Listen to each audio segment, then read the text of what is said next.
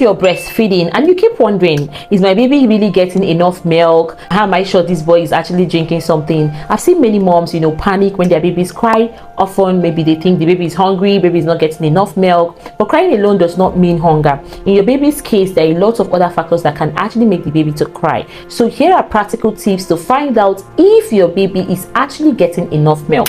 The first one is fewer wet diapers. By the end of the first week of your baby's life, your baby should be using about 6 to 8 wet diapers daily. So if the diaper stays too dry, the urine is yellow, definitely the baby is not getting enough milk. If also your baby is not gaining weight, notice that the baby, regardless of how many times the baby is eating, the baby is still not gaining weight, definitely the baby is not getting enough milk. Excessive sleepiness, the baby can sleep even if you're feeding, and the baby is always tired. When you're forcing the baby to eat, the baby is still sleeping. Something is definitely wrong. Also, dry mouths or lips, the baby is always dehydrated, regardless of how many times they are drinking breast milk or even formula, yet they're dehydrated. Definitely a sign the baby is not getting enough milk.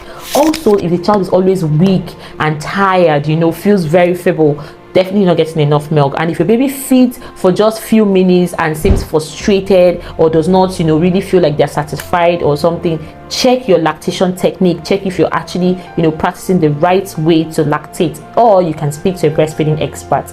Don't rely on your breast size and say, oh, because my breast size is small, this baby is not getting enough milk. It has nothing to do with your breast size. It actually has a lot to do with how your baby is feeling and the diapers that the baby is able to use, the diaper wastage and stuff like that. Also, if you checked all of these things and still you feel unsure, please speak to your professional pediatrician or your doctor, and they're the best position to advise you. Found this helpful? Save it, share it. I'll see you in the next one. Bye.